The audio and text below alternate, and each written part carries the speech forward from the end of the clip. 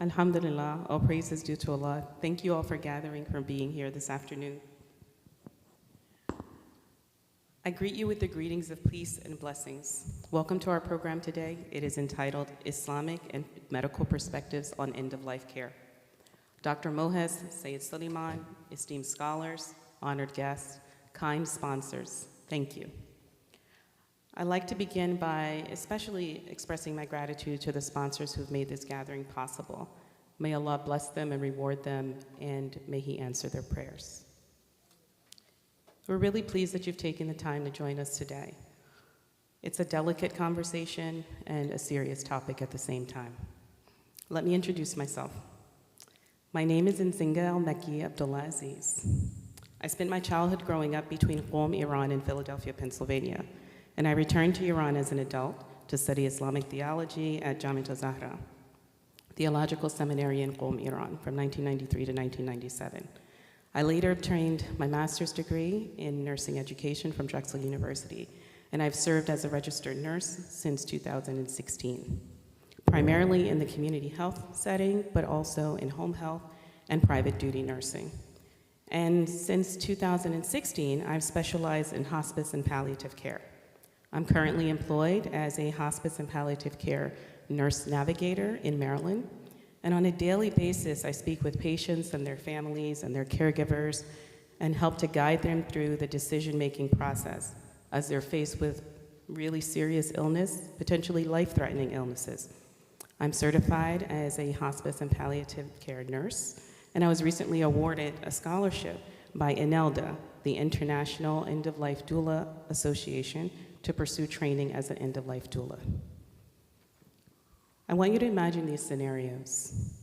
A young woman, she's diagnosed with cancer in the second semester of her pregnancy. A grandmother who hasn't talked or walked for many years. A seemingly healthy 50-year-old business owner who just got life-altering news from his cardiologist. We are these people. We know these people. We love these people. We live with them and we worship with them. Broadly speaking, end of life is a term that's used to describe the support and medical services that are given in the time that's surrounding death. But we don't talk about dying like we should. And as a consequence, many of us have forgotten how to have these conversations. Families don't know what to say. The dying person doesn't know what to say, doesn't know what to do or what to expect. We have forgotten that dying is as natural as giving birth. It is part of the life cycle that we will each face in turn. I like the way that Dr. Catherine Mannix phrases it. She's the author of a book entitled With the End in Mind, Dying, Death, and Wisdom in an Age of Denial. Dr. Mannix reminds us that, in truth, dying is a time that we can prepare for, we can learn about, we can talk to each other about the process of ordinary dying. It's a predictable series of changes that we can prepare for and discuss. We can be together through, we can accompany a dying person through, and we can avoid the confusion of whether or not CPR or other intrusive treatments are appropriate. We can learn, I quote, that dying is not a medical catastrophe, that treatments, but rather dying is the end part of human living. And because we are mortal, and that dying is a time, I'm so sorry.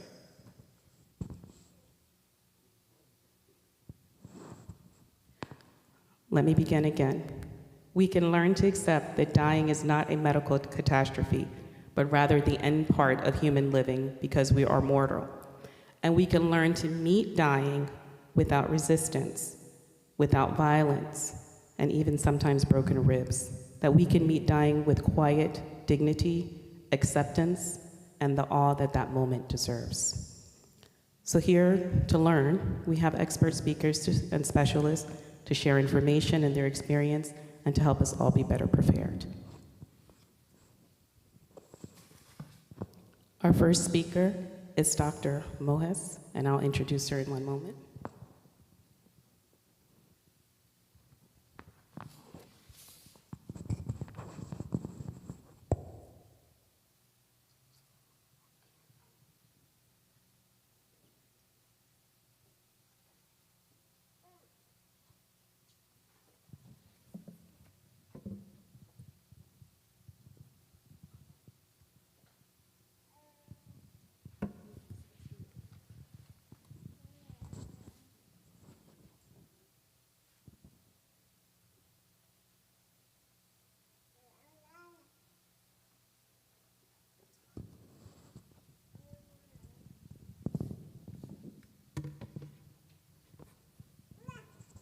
Thank you for your patience. Dr. Denise Mohis is a board-certified geriatric medicine physician dedicated to bringing a holistic approach to patient care by addressing the special health problems of the elderly and caring for the caregivers. Dr. Mohes is board-certified in hospice and palliative care. She aims to develop care plans which align with the patient's priorities and improve the quality of life for those she serves. She has provided clinical care for vulnerable populations and those with serious illness of all ages across the care continuum. Dr. Mohes received her medical degree from the University of the West Indies in Trinidad and completed her internal medicine residency at the Jefferson Abington Hospital in Philadelphia. She received her fellowship training in board-certified geriatric medicine at the University of Pennsylvania and board-certified hospice and palliative care medicine at the Icahn School of Medicine in Mount Sinai in New York City. Dr. Mohes is a certified diversity professional, has a passion for fostering relationship-centered communication in healthcare with patients and providers, as well as developing high-performing teams. She is currently the co-chief of geriatrics and director of age-friendly care at Yale New Haven Health System. Prior to that, Dr. Mohes was at Inova Fairfax Hospital here in Fairfax, Virginia for 8 years, leading the geriatrics and palliative care teams. Please offer her a warm welcome.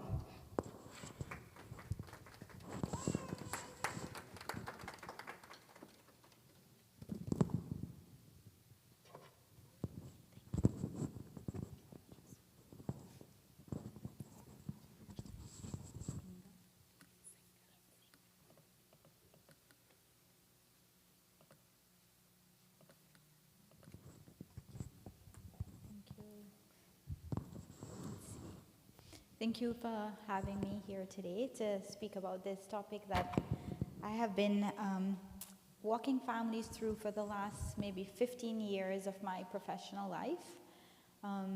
As Nsinga said, I have treated patients of all ages from prenatal through pregnancy, in the ICU for pediatrics, all the way up to older adults who might be over 100 years old. So it's really across the age spectrum. And it's not easy regardless of the age. A lot of people think when we're talking about this for kids, it's harder than older adults, and I have not personally found that. So let's see what we could cover today.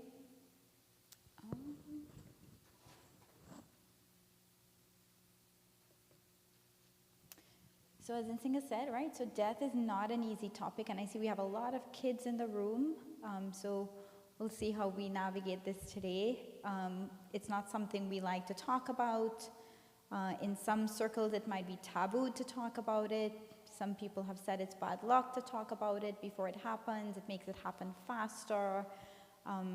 You know, it's a sad topic from time to time, and I've also seen the flip side where people are able to talk about it as a natural part of living, and we can prepare for it, and in some times it's even a good death. So what is a good death? So the Institute of Medicine, their definition of a good death is one that is free from avoidable distress and suffering for patients and their families and their caregivers, in general accord with the patient's and family's wishes, and reasonably consistent with clinical, cultural, and ethical standards. So this really encompasses many different facets of a person's life beyond just the medical. And we cannot control if we die, but we can definitely control how we live until we die. And that's a lot of what we do in palliative care and in geriatric care, is optimizing life until that time happens. So death is not a failure. It's a natural part of the life cycle. With all of medical technologies, we have still not yet found the cure for death. Death does not have to be a bad outcome. And as I said, for some people, it's actually a beautiful outcome to a life well lived. So this was a study done looking at over 300 articles that covered over 30,000 patients. And they were asked that question, what would you consider a good death? So they compiled some of the themes that emerged from that. Most people want to die peacefully in their sleep. Most people want to be around the people that love them. I think almost everybody wants to be pain-free and comfortable. Some people want the opportunity to get closure and say goodbye to the people that they love, or maybe put things in order for their families before they leave us. People want a physical touch. Some people want to live as best as possible till the very end, maybe with some family support. They want their faith to be addressed and their spiritual needs addressed. We have a lot of people that find religion at the end of life, even if they were separate from religion before. Some people are angry at the end, but they want closure in some way. They want relationships that might have been broken to be fostered and healed before they go. So I ask you, if you were to think about this, what would a good death look like to you? Anybody want to share what might be important to you? It might be something already on this list. Being surrounded by people that care about you. Yeah. Anything else? Maybe, Cognizant and pain-free. And sometimes they're mutually exclusive, right? Anything else? All right. So this is a trajectories of dying. So some people, if we look at the first one that says sudden death, you're living a normal life and God forbid there's a car accident or a heart attack or a stroke and then you die very quickly. It's a sudden drop off from being normal. I have a lot of patients, the family say, but he was normal just yesterday. Yes, we acknowledge that. And now we have a terminal event. For some people, there might be a terminal illness like cancer where you're doing okay, then you get this horrible diagnosis, and in relatively short time, life expectancy is definitely shortened. Then we have the organ failure, and this is probably the hardest. This would be things like COPD, where there's lung disease, or kidney failure and dialysis, or heart failure. And what we see with those illnesses is that there's an exacerbation, and you go to the hospital and that's your dip. And then maybe you're treated and stabilized, and then you rebound. And then there's another event and another exacerbation, and we go through that again. We go to the hospital, or we get treated, stabilize, and then we improve. And you go through that many times. The thing that you see on this trajectory is that we're never coming back to exactly the level of function or independence that we were before. So you're getting back, but it's a little bit of a decline, and then eventually we fall off. And then the other one is frailty. So we see this in a lot of older adults, and some people informally refer to this as the dwindles. You're just getting a little more weak, you're getting a little slower, maybe your appetite's slowing down, you're not as active as you used to be before, and then gradually you die. Maybe it's old age, frailty. Again, some people informally call this the dwindles, and we might have experienced this in our own lives with loved ones. I experienced this with my grandmother.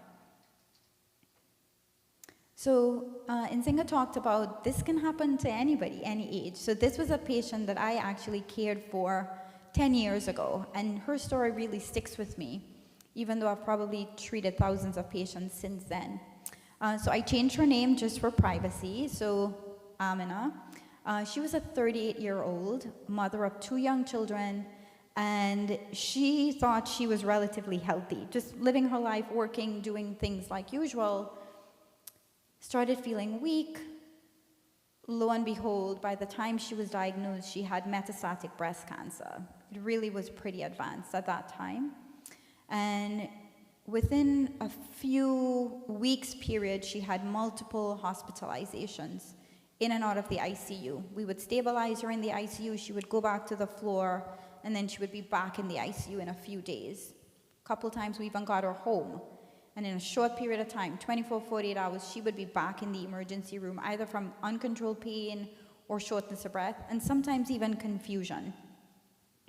She had a very supportive family. She had her mom, who was almost always at her side, a sister, and her husband. And sometimes her husband wasn't there because he was at home taking care of her 2 young kids. And we were told that we can only go into the room if we had positive things to say. If you had any bad news, we don't want to hear it, don't say it. The family was concerned that that would cause her to be depressed. However, she wanted to talk to us. She had questions. So this was a struggle for us because we want to honor everybody, right? Like, you have a patient, you have a family. Who do we, we don't want to get the family mad. They're obviously grieving because they're going to lose their loved one. We don't want to not treat our patient if she has questions or concerns that she wants addressed. So that was a little bit of a struggle for us. And so we met and we're like, should we talk to her? Should we ask her what she wanted to talk to us about? So her nurse, one day helping her get cleaned up, asked her what was her concern, because she was often crying. And we weren't talking to her to make her cry, but she was often tearful. And she shared that she felt like she was dying. She was much weaker. She was not able to do the things she normally would want to do. She was no longer able to take care of her kids. She was often in pain. And so she wanted to know if she was dying, because she felt like she was dying. And if she was dying, she wanted to know because there were things that she would want to put in place for her 2 daughters. Memories that she might want to create. Things that she might want to wrap up before she died. She had a job. Do I say goodbye to my friends at work? She was a very vibrant person. And so we had to meet with the family to try to address this, because she told me, she said, she loves her family, and they were trying so hard to be positive that it was causing her distress.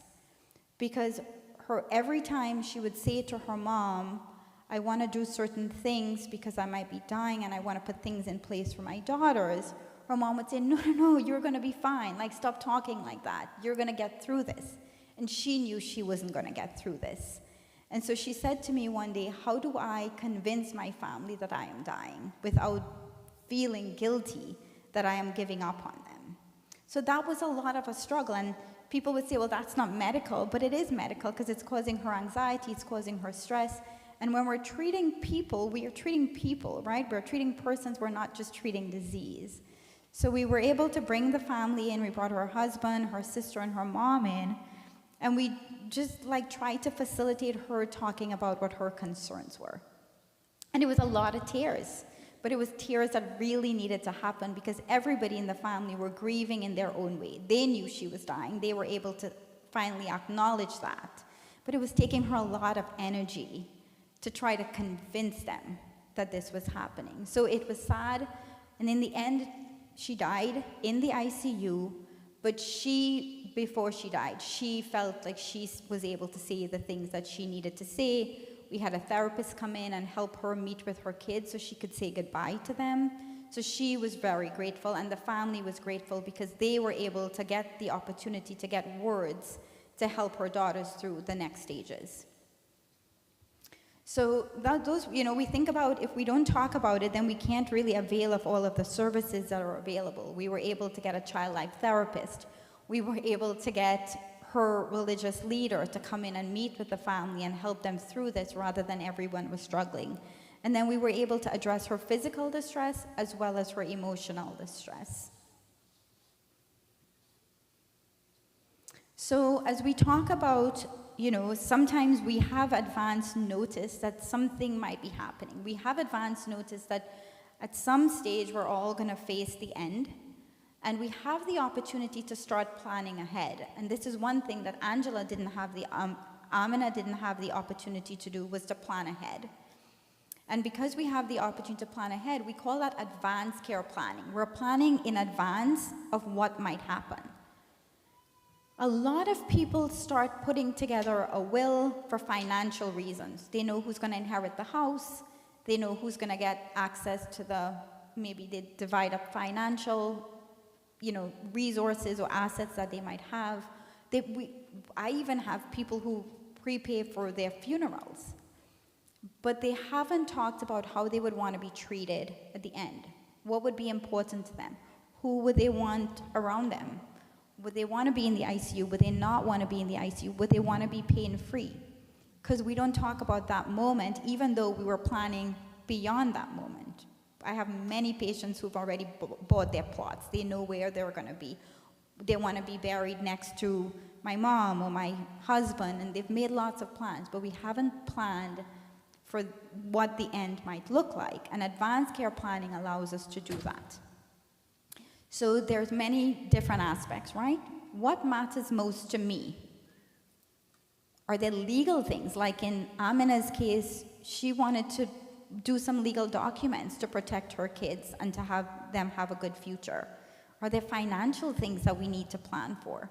And then also clinical things. And the clinical things might be, kind of the last thing that people think about, but it's actually pretty important. So what matters most to each of us would be very different. We all have a very personal, individual sense of what matters to us. Who we are as individuals, who we would like to be, what level of control we might like to have, what are the goals for our lives, the things we hope for, and recognizing that hopes and our goals may change over time. What I might have been hoping for when I was 30 might be very different from what I'm hoping for or expecting when I'm 50. And it definitely changes with illness, right? Sometimes illness causes us to reprioritize the things that were most important to me. If we go back to that list about what people considered a good death, nobody talked about working more. They talked about valuing family and time and connection. So we recognize that our expectations might also change with illness. Maybe I'm more limited in what I'm able to do. Maybe I actually want to do more things because I might have less time, right? So the other thing is, when we're thinking about all of this, well, I'm thinking about who I am and what's important to me. Well, who needs to know this? Who gets that information? Maybe my family gets that information, but my doctors probably need to get that information too, if they need to know how I would want to be treated. Who else needs to be involved? Maybe my clergy needs to be involved. Maybe my lawyer needs to be involved. And then we need to know how to talk about that information. Well, the good news is that just having a regular conversation is all that we need. It doesn't need to be a mediated discussion. Is, saying to your loved ones that this might be hard to hear, but let's just talk about what we would want. I know it's really hard for me. I've been doing this work for 15 years, and my parents are really proud about what I do, but my mom's not talking about what she would want. I'm reading between the lines. My dad is very clear, because he knows he doesn't want us to do anything that he doesn't want. My mom, she's not ready to talk about it. So that, I'm reading between the lines. I know kind of what that would mean for her. And then, do we need an interpreter? If we're meeting with the medical field, for example, many times we have, persons who might not be English speaking, or they might come from a totally different culture, and we need to make sure if we're sharing this information that there's clear translation, that everybody's on the same page, and there's really no room for misinterpretation and error here. And again, what are my religious and spiritual beliefs, and how does that weigh in on the decisions that I make? I was saying to Rizwana that here in Fairfax, we had people that would need to talk, to their imam, or we might have people needing to talk to their priest. I worked in New York for a long time, and many times people had to consult their rabbis before they made this decision. And some people, they didn't really know who they should consult, and then they, talk to the hospital chaplain. And a lot of people, they need kind of a spiritual connection, especially when these things happen. So the 5 wishes is just one of many different versions of an advance directive. And it really makes us think about simple things. 5 things, the person I want to make decisions for me, if I can't. So that's important. If I am not able to speak for myself, who would be the person that I would trust to speak on my behalf? the kind of medical treatment I would want, or maybe I wouldn't want. How comfortable do I want to be? So you said comfortable and cognizant. That's a hard balance sometimes. Possible, but not always feasible. How I want people to treat me. That's really important for people to know. And what do I want my loved ones to know? That's important too. So 5 wishes, this is available online, and a lot of people have these discussions even over a family dinner. In New York, they were having these dinners where families would get together over the holidays and start thinking about, well, we think about it for older adults, but we should really be thinking about it for all of us. Who would I want? Who would be my person? Because it's not always, so legally, if we don't nominate someone, in Virginia, there's a surrogacy. It becomes your spouse, and then your adult children, and then parents and siblings, and then kind of goes down from there. But in some situations, I have had patients say, I don't want it to be my wife. This is going to be too hard for her to make these decisions for me. So they choose someone else. They might choose an uncle or a cousin or a friend. So this is really important. So some people would say, well, I'm doing this in advance. What if I change my mind? We said hopes and expectations may change as illness change. If you change your mind, you're allowed to change your advance directive. You can change your advance directive as many times as you would like. Where should I keep this document? Where do we think we should keep this document? If we went through the effort to make this document, and we talked about who needs to have this information, where should we keep it? At home, your doctor should have a copy. Anybody that might be treating you should have a copy. There are even little wallet cards that are available online that you write that and you have it in your wallet. Again, we never know. God forbid you're in an accident or something happens, at least EMS could find it, the ER docs could find it. A lot of people do these documents with lawyers and they keep it at the lawyer's office. If you come into the emergency room and you cannot speak, I don't know who your lawyer is. I don't know how to access your lawyer. A lot of people keep it in a safety deposit box. I do not have access to your safety deposit box. So if you took the time to think about these questions and what is meaningful for you, and we as your healthcare team don't know what your decisions were, we might not be able to follow your wishes. And then sometimes people get treatment that they wouldn't have wanted in the first case. Is it valid across state lines? So that's really important. So in the DMV, DC, Virginia, and Maryland, they recognize each other as advance directive. If you've done it, so technically if you're now living in Virginia, you should have a Virginia one, but really we recognize it. The essence of it is there. If you come from out of state, let's say North Carolina or something else, again, people do recognize what the essence of your wishes were, but if you're going to be changing state, it would be helpful to change your advance directive. Do I need a notary or an attorney? The answer is no. So a lot of these documents, you do not need an attorney, you do not need a notary. All you need is 2 adult signatures as witnesses. The witness cannot be the person you nominated as your power of attorney. I cannot witness that Rizwana made me her power of attorney. Somebody else has to witness that for it to be legally binding, okay? And that is really to protect the patient. We unfortunately do have some people who have maybe not great intentions, so especially for older adults, where some older adults are taken advantage of by maybe adult children or friends or family. We have to make sure, because some people come in and they say, yes, my neighbor made me her power of attorney. And that may not have been true, but if we have nobody else to witness, then the neighbor might have access to all of your finances, right? So you don't need a lawyer, but you just need 2 adult witnesses who are not the person that is named as your power of attorney. What needs to make sure it's valid? So people sign their advance directive sometimes, and I do due diligence because I want to make sure that the patient signed this advance directive, right? I don't want somebody forward somebody or made it up. So I would advise when you complete your advance directive to sign and print your name. Granted, somebody could forge that, but at least it's your name and your signature versus a scribble that we don't know who signed it. Does it expire? It does not expire. We advise that it's redone maybe every decade, just because we know your expectations and hopes may change over time. So it's still valid if you did it 20, 30 years ago and that's the last one you have, perfect. But we advise people over time to just revise and make sure that that's still what you would want, right? Can others override your documented wishes? So the answer is no. If these are your documented wishes, these are your wishes, what you would want. So really and truly, no one should override your wishes. So this is one thing that comes up a lot.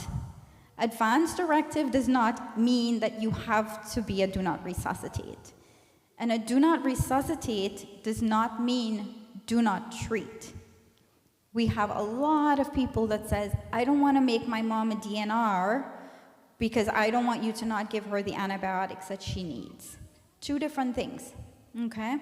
A do not resuscitate only comes into play if you go into cardiopulmonary arrest. So if you have pneumonia and you need antibiotics, this doesn't even come into play. If you're stop breathing because you may have a terminal illness, in this case, COVID is sometimes a terminal illness, or pneumonia or other things, heart failure, that's the only time your do not resuscitate comes into play. So do not resuscitate equals do not treat. And some people say, well, if I sign a DNR, then what would that mean? I want you to do everything for my loved one. And we were talking earlier that that's not the opposite of a DNR, because a DNR does not mean that we're going to just walk away and leave you if you're in distress. It just means we're not going to do CPR, we're not going to intubate and put you on life support, but we can do a lot of other things to help keep you comfortable. And so I say that when we say do not resuscitate, what it actually means is that if we are dying, we allow a natural death. So it would be dying by natural causes rather than sometimes, unfortunately, people die at the hands of our CPR. And when we come into the emergency room and we're asked the question, not always in a right way, and that's never the right time because everybody's stressed when you're in the emergency room, people say sometimes, I want you to do everything. And the caveat is that we should always do everything that is medically appropriate. We should not be doing things that are not medically appropriate because that's when we do more harm than good. So for example, if somebody has an infection and I give them an antibiotic that they're allergic to, that is not medically appropriate, right? If somebody has kidney failure, but we're offering dialysis, but they're bleeding and we don't have a safe way to put in a line for the dialysis, that is not medically appropriate. Because if we put the line for dialysis, you're going to hemorrhage from the line. And then that didn't help anybody because we didn't solve a problem. So we always need to do everything that is medically appropriate and not do things that are more harmful than helpful. And that is a hard thing sometimes because we always want more. Like, what do you mean? There's so much medical technology. Why did this work for my neighbor and it's not going to work for me? And it's because everybody is an individual. I don't know all of the background with your neighbor. Maybe they had a different cause for the kidney failure. Maybe, who knows what else was going on with them. But that's hard because I had a patient, she was 89, and she was in the hospital every few weeks and with her heart failure, and we couldn't get her heart failure under control. And her goal was to live to 100 because her neighbor's aunt lived to 100. So why can't I live to 100? And I'm like, I don't know. We don't get to determine that. But we hear these things, right? People read it on the news where, somebody else might have had success with something, and if they did, fantastic, and we want you to have success too. but we recognize we might not have the outcome. So I go back to the DNR, and I think about the most famous one that was on the news recently was, I don't follow sports, but I think he was a football player, that he collapsed on the field. And he went into cardiac arrest, and they did CPR on the scene, and 2 weeks later, he was back at the game, just as a spectator, and it worked for him. CPR is meant to be really helpful in people who are younger and medically well. Maybe you were drowning at a pool, or again, something suddenly happened and it worked. It doesn't work well for people who might be older or people who have a lot of what we call comorbidities, lots of medical issues. If you already have heart failure and your heart's not pumping well, me pumping on your chest to try to restart a heart that's not able to work is not going to help you, right? So we always have to think about, again, things that are medically appropriate. And every case is unique. We have to take every person as a unique individual and figure out what are all of the things that might be impacting this one person before we make decisions. Even though we have a lot of studies that, we know general things. If somebody comes in with severe, overwhelming infection, like I have one patient just last night that I treated, and he came in with COVID, and he was in a hospital for like 12 days. This was somebody who was living on his own independently. And then we're now finding out maybe he wasn't thriving as much as his family thought he was thriving. He was in the hospital, ended up with a blood clot. When they evaluated the cause of the blood clot, then they realized he had a lot of masses in his abdomen that he may or may not have known about. He was losing weight, he was eating less, but he's like, I'm 89, I'm living alone. Like, this is what happens, right? So he now has a lot of masses, which they assume it's malignancy, which it probably is cancer. And he has the blood clots, and he has COVID. And he was doing better. His oxygen was getting better. And then all of a sudden, his oxygen level dropped. They called his granddaughter, who, for multiple reasons, was the one to make decisions, because that's who he named as his power of attorney. Obviously a very stressful time for her. And she said, he wouldn't have wanted this. He never sought medical care before. And I think that if you put him on a breathing tube, and she experienced this, then she said, with his wife, who was her grandmother a few years ago, and she's describing to me, the breathing tube is as big as a garden hose, and we're putting that in him. He's going to be in pain. It sounds like he's not going to make it. What should I do? So I just listened, and she kind of talked herself through it, and she said, no, my grandmother didn't want it. We should allow him to die peacefully. I said, okay, and she said, okay, I want to go talk to my mom about this, because, we want kind of family consensus, even though she's the one. He said, no problem. So I asked the ICU team to call her back in half an hour, give her some time to think. And within that half an hour, he went down again. And within half an hour now, he needed 2 sets of medication to support his blood pressure. And she said, okay, go ahead and put him on life support. Like, I know it's torture, but I want to be there in the morning to see him one last time. Well, 2 hours later, they had to call her and say, he's not going to make it through the night. So then she said, okay, take him off of life support. He wouldn't have wanted to do that. And within minutes, he died because he was dying. So what we were actually doing for him was trying to prolong the dying process so she could get there. And so that's where we were, right? Like, was it medically appropriate? No, we knew that. But this was a granddaughter who wanted to come see him one more time. So it's a struggle, right? And we want to respect kind of all the views. And she didn't get to see him as long as she thought. So it was sad. So this is one of my favorite patients of all time. Sweet little guy, lives somewhere not far from here. And he was an 89-year-old gentleman, and I say gentleman because he was a true gentleman. He was an immigrant from Afghanistan. He had so many medical issues. And some of his biggest things was really chronic pain in his back and his hip from arthritis. And he also had difficulty swallowing because he was one of those who had the frailty. So he was just getting older and weaker, less active, losing weight. And he had a large family. So he had 3 wives, 8 children, and over 15 grandchildren. And I followed him over the course of a year.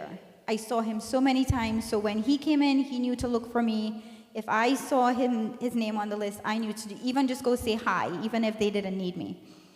And the only thing he would want from us is a Quran when he was in, because he would just lie there and he would be very prayerful and always very grateful and gracious.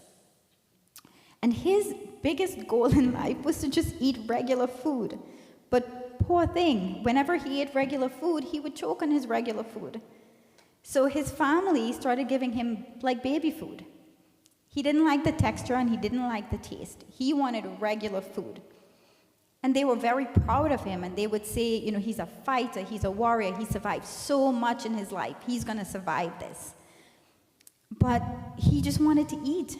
And I understand where the family was coming from, because they didn't want him to choke, right? He was in so much distress. So it was this big tension that was happening. And every time he would choke, he would come in, and then the son said to me one day, he was like sneaking food. So now they made him eat his baby food in his bedroom while the family was having their meals at the dining table, because he would want to eat what they were eating. And this guy is now eating alone in his bedroom food that he doesn't like. So what happened? He continued to lose weight. That wasn't what he wanted. So after multiple hospitalizations, I say, I don't know how to help you. What can I do? And he didn't speak much English, but he wrote on a piece of paper, please tell my son that I should be able to eat regular food. That's all he wanted from me. So one of my attendings, Dr. Azizi, and I went and we met with the son, and the son's like, no, because I don't want him to choke. Like, this is incredible. We went through this balancing act for almost a year, poor guy.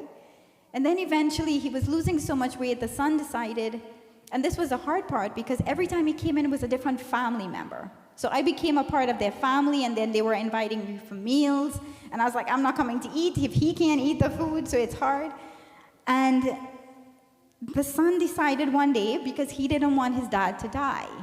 His dad was dying, and he knew he was dying, and he said, I want him to have a feeding tube. And we're like, oh my God, this is not gonna go well. This is not a good thing for him. The patient did not want it.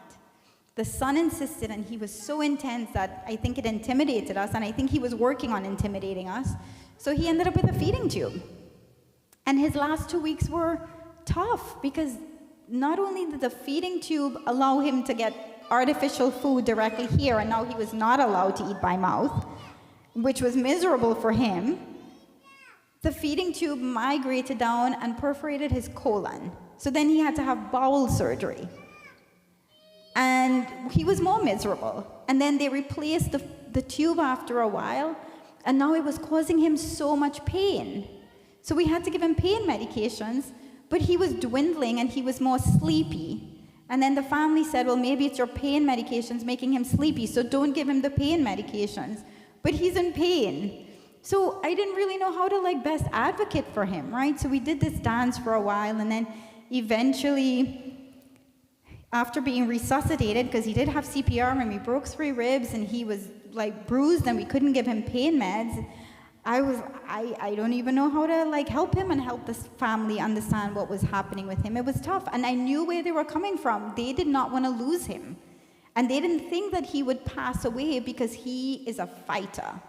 But he was also now fighting the family, right? And he was just fighting to have a good quality of life. In the end, it was peaceful, and he died at home. But his last 2 months, I would say, was pretty extreme for him, and he said that. So as we approach the end of life, we always want to assume that people can hear us. People always, even if they cannot respond in a way that we usually would anticipate, we definitely want to assume that they can hear us. So I always say the things that you would want them to hear you say. Say the I love you, say the thank you, say goodbye, say forgive me, say I forgive you. Whatever needs to be said, even if they cannot respond, I always assume that people can hear us. Don't say the things you don't want them to hear, not in the room. You can say it outside. But sometimes when you're in your last phases of life, you might be a little in and out. You might be a little confused sometimes. You might be a little sleepy. You don't want them to hear kind of pieces of things and cause distress, right? And sometimes people need permission. So they need to also hear you say that you're going to be okay. You're going to figure this out and you're going to be okay. And it's okay to leave us if that's what's happening. So always a good time for prayer and meditation, causes, gives some calm to the situation. And don't always ask them to respond. They might not be able to. I see a lot of times, squeeze my hand, blink twice if you understand, raise your hand, move your toe, like all of these instructions. And they're just trying to breathe, right? And so they may be less responsive. Sleeping more than usual is normal. It's a normal part of the dying phase. It may not necessarily be the medications. It might be the medications, but sometimes it's, the organs are shutting down. Things are getting slower. It's usual part of life. And there's one thing where eating becomes more of a burden than a joy. In every culture that I have met, we think about feeding as caring. We show caring and love. And I remember being a kid and being sick, even with a common cold, and you don't have much of an appetite. And my mom would say, if you don't eat, how are you going to get strong? And if you don't eat, how are you going to get better? But if I eat, I might throw up, right? So it's trying to find this balance. And especially at the end where things are slowing down, sometimes food becomes more harmful than helpful. So if the person wants to eat, please offer. My little Mr. M. If the person is complaining of a dry mouth, sometimes it's just sips of water, or we can just swab the mouth. But it doesn't mean that you have to keep eating, because sometimes people get bloated, they might get diarrhea, it becomes uncomfortable. And some people, like Mr. M, they may start choking on food. And even artificial feeding with tubes become pretty burdensome because it's not natural, so the body doesn't always know how to process these complex foods sometimes. So what you heard me say is, if I have a person in front of me, any of my patients, I think of the patient as a patient and a family unit, right? Or a patient and a caregiver, or a patient and loved ones. And unfortunately, I have a lot of patients who are what we call unfriended. They really have no one for multiple reasons. So I'm like meeting them and I'm thinking about, how do I break this bad news? Because often I am the one breaking the bad news, because sometimes other doctors don't feel comfortable. They may feel guilty. They're not trained to talk about these things sometimes. Maybe they've had their own experiences. So I'm often the one breaking the bad news. And I'm thinking about all of these other factors, the person's spiritual well-being. Who else do we need to bring in? Do we need the chaplain? Do we need the imam? Do we need the priest? What did the patient want? Did they document what their wishes would be? If they do, where can I find these documents? Because I want to know how they would want to be treated. What symptoms are they having? Maybe it's pain, shortness of breath, confusion. How do I manage these symptoms so they're comfortable? What other care beyond my care do they need? Who else needs to be involved? Maybe it's a hospice nurse. Maybe it's a home health nurse. How can we provide emotional support? Because I have learned that you cannot treat the physical symptoms without treating the emotional symptoms. There's a lot of emotion when it comes to serious illness. Sometimes they're scared, sometimes they're angry, sometimes they're frustrated, sometimes they're sad. So we have to think about all of these puzzles before we can really treat someone comprehensively. And the best people to do that really are the palliative care and hospice team. So what we think about is all of these aspects of someone. And many of you might have heard about palliative care and hospice. Who's heard of palliative care and hospice? Beautiful. So, and there's full transparency, a lot of myths around these things and misinformation too. So my experience is that palliative care, any age, any stage of treating a person, so to palliate means to reduce suffering. So we're reducing suffering regardless of whether it's physical or emotional or spiritual suffering. And we do that by an interdisciplinary team. So it's doctors like me, nurses, social workers, chaplains, pharmacists, you name it, we have it on the team. Just different places have different members of the team. And any age and any stage, because sometimes even kids need palliative care, because sometimes the kids have serious illness, which is as sad as we would want to imagine. You do not have to be at the end of life to have palliative care. Anyone, even with a broken leg, I want palliative care because I want my pain treated. So to palliate means to reduce suffering. If I have a serious illness, that might impact my life expectancy, I definitely want palliative care, because who doesn't want their symptoms treated? And I might be anxious about how this illness might be impacting my family. Maybe I'm the only breadwinner in my family. Maybe I have people that I care about. I'm stressed about that. Well, our social worker or chaplain might be able to help. Why would we not want palliative care? You can get palliative care, we say concurrently or at the same time with all of your current care. So I have cancer and I'm getting chemotherapy. Palliative care helps me, and I do this because I ran the palliative care clinic at Innova. I was embedded in the cancer center, so that patients would see the oncologist and then they see me, because the oncologist is giving them chemotherapy that makes them nauseous, makes them short of breath sometimes, make them fatigue, lose their appetite, and then they see me because I'm helping them with the symptoms so that they can tolerate the chemo that the oncologist is giving. I'm not saying no, I'm saying let's do this together, right? So I might give you some medications for your nausea before your next chemo so you can sit there and tolerate your entire chemo without having to stop your treatment halfway. Somebody with heart failure in and out of the hospital, palliative care can help reduce the symptoms of shortness of breath that patients with heart failure tend to feel. We can reduce the anxiety that patients have before they're going for their next treatment. So palliate means to reduce suffering. Any age and any stage of your illness, at the best time to get palliative care is at the time of a diagnosis of a serious illness. You want palliative care to be walking with you through your serious illness. Some serious illnesses get better. Maybe it's a cancer that's treatable. Maybe it's a heart attack or a stroke that might have been treatable. Well, when you're done with your serious illness, palliative care goes away. Or maybe certain times in your illness you need palliative care a little bit more than other times. It can come and go. When we get to the stage where curative treatment is either no longer an option, or you decide, I no longer want that treatment because it's too burdensome for me.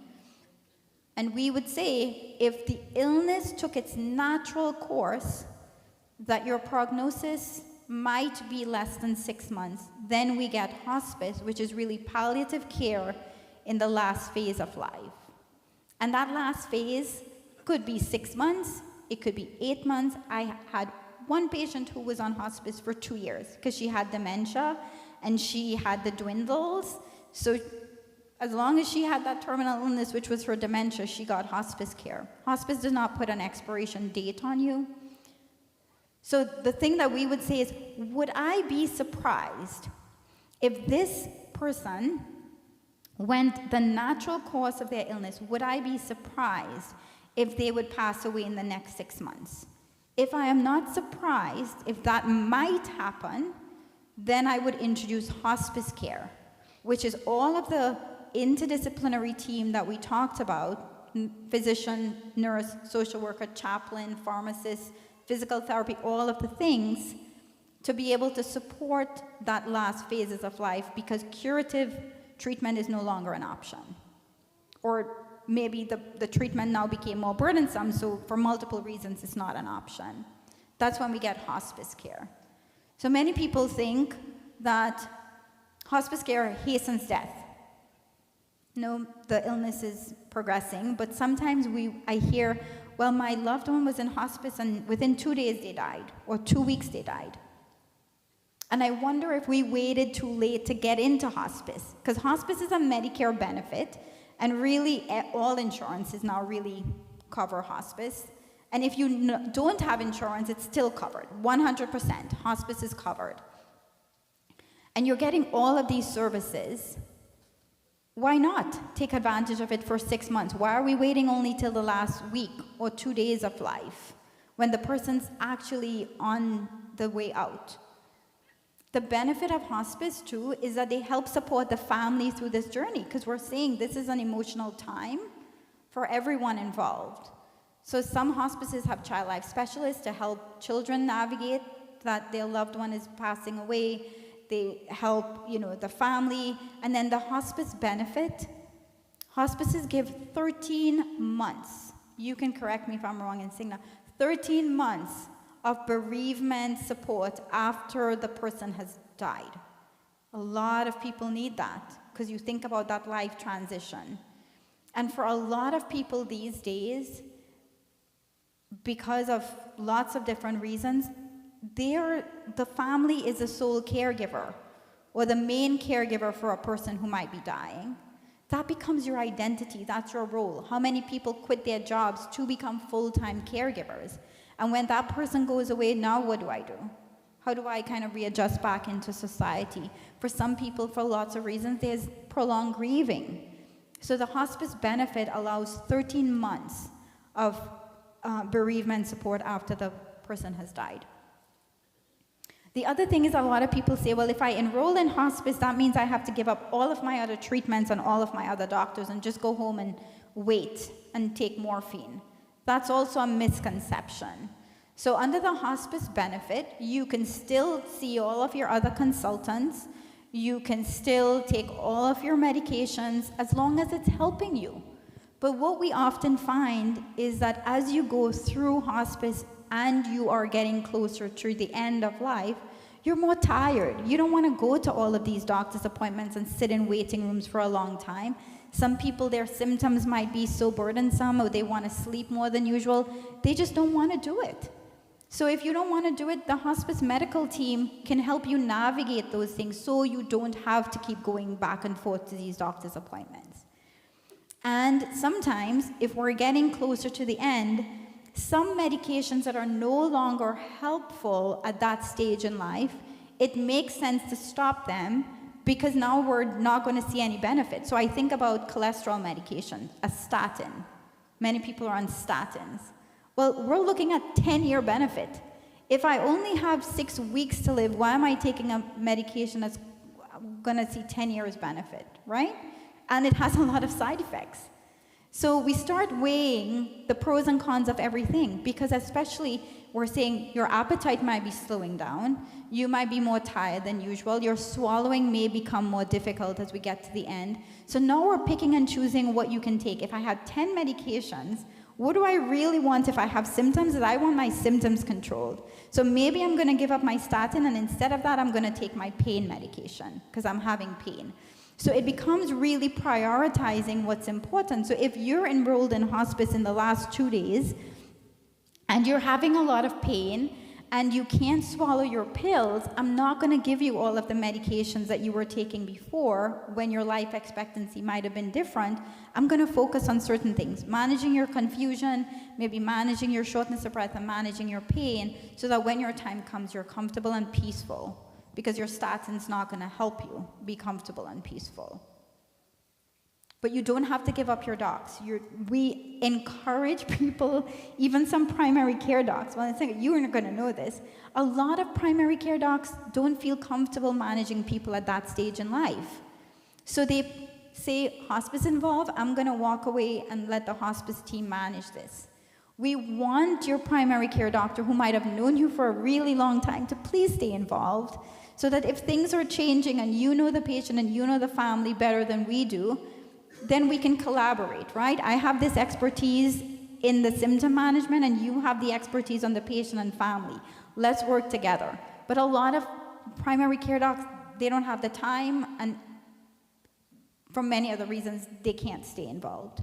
But you don't have to. That is not required.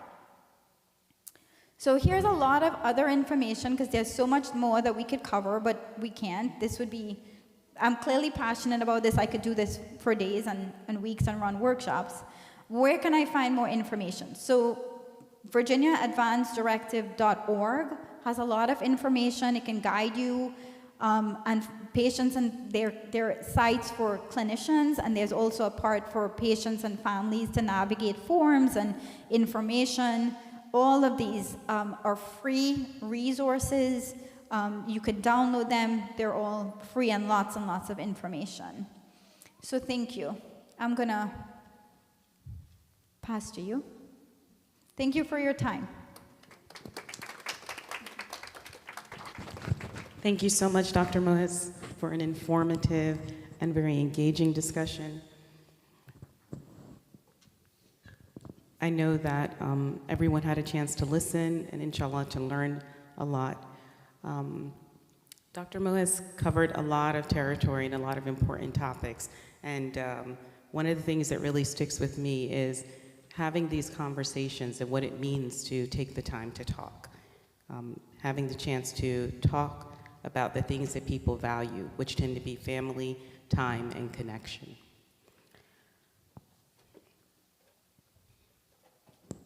Our next speaker is Dr. Syed Sulaiman Hassan, and I'm going to briefly introduce him and invite him to the podium for his presentation. Syed Sulaiman Hassan was born in Medina, New York. Growing up, he attended religious classes at the Hawza Ilmiya Wali Asr in Medina. In 1997, after graduating from the University of Buffalo with a degree in business administration, he proceeded to the seminary in Qom, Iran, where he specialized in fiqh and history. He returned to the United States in 2007, and since then he has served as a religious director at the Beit al-Ilm Academy and as the president of the Ahl Bayt Seminary, Ahl Bayt Islamic Seminary in Streamwood, Illinois. He is now the religious director of Imam al-Asr Islamic Seminary. Syed Sulaiman also holds a PhD in Near Eastern Studies from the University of Chicago. Please welcome him with a loud salawat.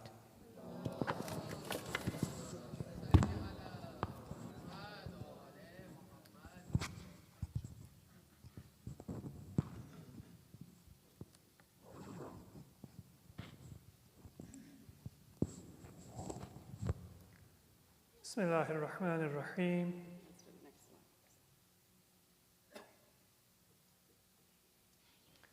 Bismillahir Rahmanir Rahim. Alhamdulillahi Rabbil Alameen. Wassalatu wassalamu ala Sayyidina wa Nabiyyina Abil Qasim Muhammad. Allahumma salli وعلى أهل بيته الطيبين الطاهرين ولعنة الله على أعدائهم إلى قيام يوم الدين رب اشرح لي صدري ويسر لي أمري واحلل عقدة من لساني يفقه قولي أما بعد فقد قال الله عز وجل في القرآن المجيد بسم الله الرحمن الرحيم تبارك الذي بيده الملك وهو على كل شيء قدير الذي خلق الموت والحياة ليبلوكم أيكم أحسن عملا وهو العزيز الغفور صلوات على محمد وآل محمد.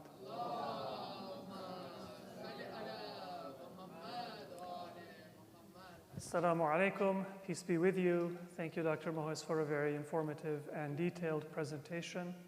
I will keep my remarks as brief as possible so we have maximum time for questions and for discussion, but I want to briefly introduce a perspective that is relevant for Muslims because we have a certain orientation and a belief about life and death. And that is summarized within the opening verses of Surah Al-Mulk that I recited, تَبَارَكَ الَّذِي بِيَدِهِ الْمُلْكِ. Glory be to God, in whose hand is the entire kingdom of heaven and earth, all of creation. وَهُوَ عَلَى كُلِّ شَيْءٍ قَدِيرٌ. And God has power and authority over all things. There is nothing that is impossible for God. What I consider to be a miracle is not a miracle for God, but it is just like any other decree or any other decision that God makes, because I have limited knowledge and limited power, so I think certain things are easy and certain things are difficult. But there is no such distinction for God. And with all of that wisdom and power, then the surah says that God reminds us of two of his creations. الَّذِي خَلَقَ الْمَوْتَ وَالْحَيَاةَ. He created death and he created life. And as was mentioned earlier, we shouldn't think of death as a failure, and we shouldn't think of somebody who dies as either a failure on their part or giving up on their part, or necessarily a mistake or negligence on the part of their caregivers or their medical team.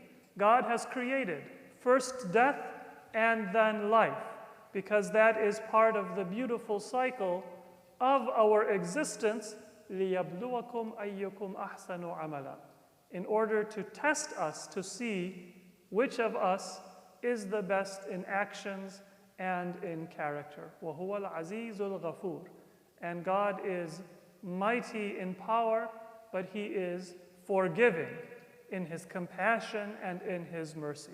So these two verses are a very beautiful and a concise encapsulation of our Muslim belief about life and death.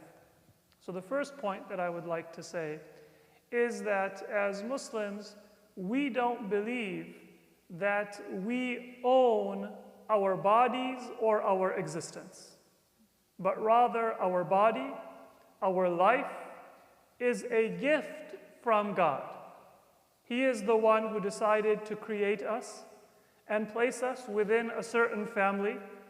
If I had chosen, maybe I would have chosen a different family or a different society, maybe even a different time. I would have loved to live maybe in the classical period or, in a different society, but God didn't make a mistake.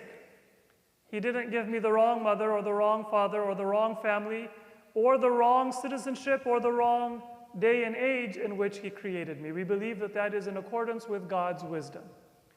And my existence belongs to God. And so my decisions are to be made in recognition of the duty that I owe God and the gratitude that I owe God for the gift of life. But it is not my effort to control or to take in my own power that which is really beyond my power. And so that is a very important point for us to remember as Muslims. We don't choose to be born, and we don't choose to end our life, but we choose how we want to live our life, لِيَبْلُوَكُمْ أَيُّكُمْ أَحْسَنُ عَمَلًا, in order for us to try to achieve the best character and actions in the time that we are given.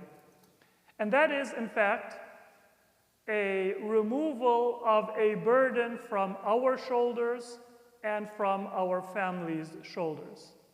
That life and death are the decree of God.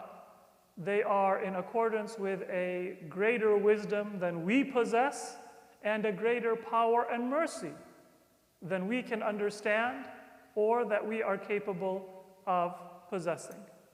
So the first point is to remember that in our belief, we have an obligation to try to understand our duty and our place and how to honor the relationships and the roles that we have in life, but not to try to control everything. Because when we try to control everything, sometimes it is just a false impression that we have of our actual place and our actual control.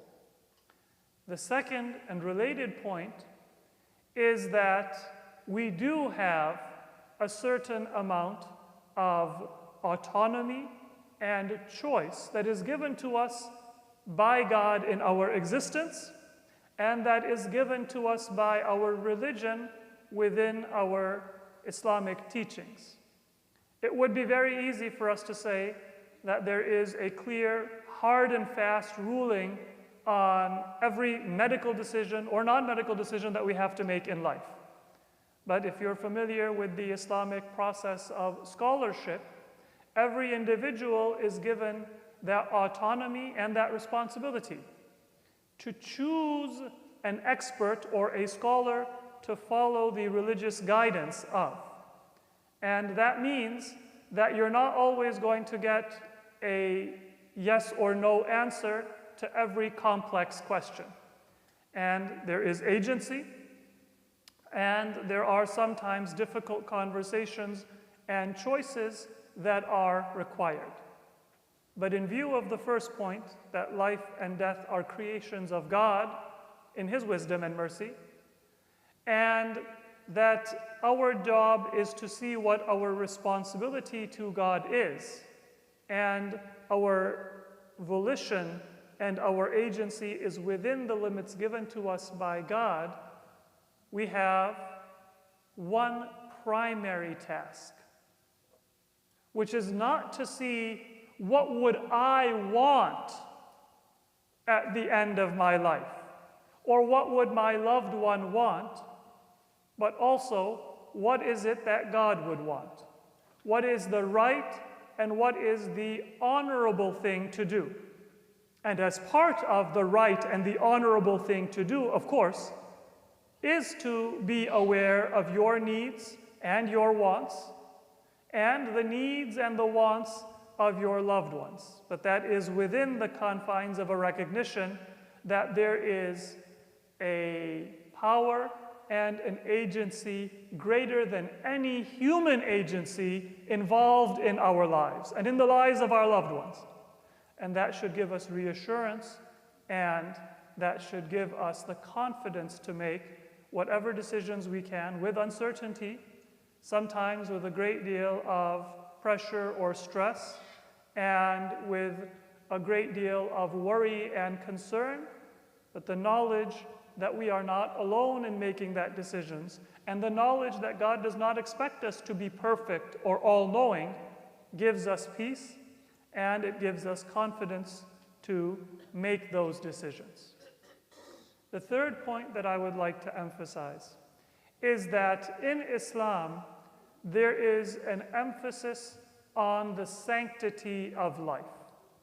So we should not say that, you know what, I've lived a full life and therefore I want to choose, for example, the time and the place in which my life will end. It is a gift from God, and we are to sanctify and to honor every life from the beginning until the end. But we were designed and created for our physical life to end, just like we were designed and created with a beginning to our life. So it's not my choice and my decision, but it is something that every one of us will face for ourselves and for our loved ones. So how do we make that decision? How do we think about our responsibilities at that moment of death? A few critical points. One is, Islam very strongly emphasizes that we don't think about the decisions pertaining to the end of our life at the end of our life. And maybe that's one reason why in Surah Al-Mulk, when God speaks of His infinite power and compassion, He says, الَّذِي خَلَقَ الْمَوْتَ وَالْحَيَاةِ. God created death and God created life. Death is mentioned first. Think about death and be prepared for death, and that will allow you to live the best life in whatever time you have. As we heard in the presentation before, nobody says at the end of life that I wish I had worked more, or I wish that I had spent more time trying to maximize my investments. People, they regret not spending enough time with their family. Maybe they are thinking about questions of the meaning of life and the purpose of their life. Well, those are questions to think about when we are young, when we have the energy and the ability to spend the time with our family, to live the most meaningful life that we can live. So our Islamic teaching is that it's not morbid to talk about death and to think of death while you are young and while you are alive. In fact, it is the exact opposite of morbid. Because when you think about why you want to live and what is more important to you than life itself and how you want to be remembered in your life, that means that you are going to live the best life in whatever time God has given you on this earth. So the time to think about that, the time to plan, is throughout our life. Not when I hear a worrisome diagnosis, or not when my physical or my mental abilities are on the decline. That is a time to revisit and to maybe think of greater details, but all of us should be thinking about both the decisions that pertain to our care and the decisions that pertain to our burial and what comes after life. It's never too soon. Nobody is too young to give thought to those important decisions. That is the very first point. The second point is that it's not only about myself. So when we have a death in the Muslim community, there are certain requirements and there are certain recommendations about how that body is to be honored and treated and prepared for burial. You still have a choice about where, for example, to bury your loved ones. But in Islam, we are required to have a burial. We are not allowed to bid farewell to a body through other means other than a burial.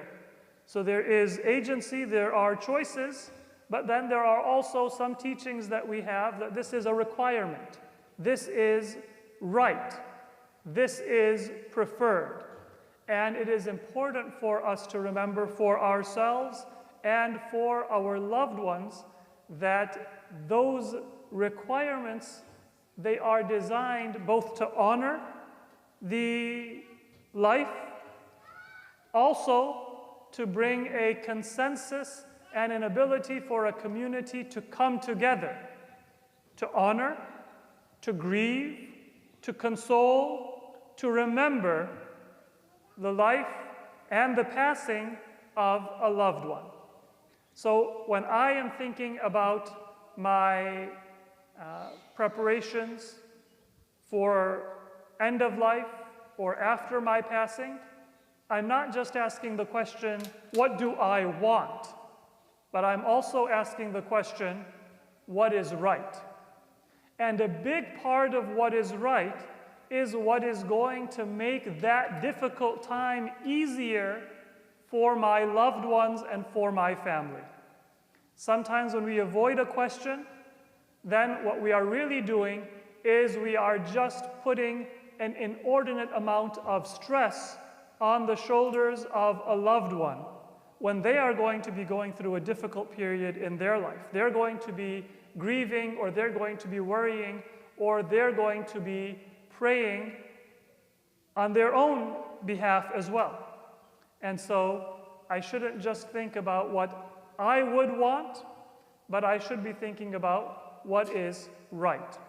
And if you've seen the Islamic teachings about writing a will, if you've seen the Islamic teachings about circumstances at the end of the life, one of the biggest things that we have emphasized is try to bring people together, give them some peace, and give them a basis for sharing the burden of a loss, rather than feeling like they are alone or that they have to make a very difficult decision. So when we are writing a will, when we are preparing advanced medical directives, think about your loved ones and your family. And don't just defer the decision-making to them, but explain what your wishes are, what your understanding of the Islamic obligations are, and how you would like them to make those decisions. The next point that I want to mention is a little bit of an understanding of what the Islamic obligations are. And this is something that always needs to be dealt with on a case-by-case basis. It needs to be done in consultation with religious guide and also with medical professionals. And it's not something that you can do once in life and then say, I'm done. Just like if you have assets, then you may need to revise your will periodically because your debts and your assets, they might change.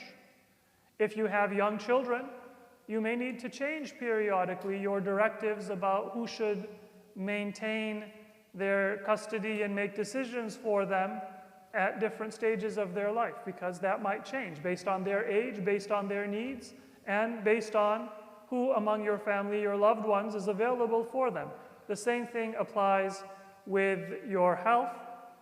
One principle that we have in Islam is that we should do what we can to preserve life, but we should also recognize that when the end of life comes, we are not going to fight death, and we are not going to fight the decree of God, but we are going to accept and we are going to be grateful to God for the life and for the opportunities that He has given us.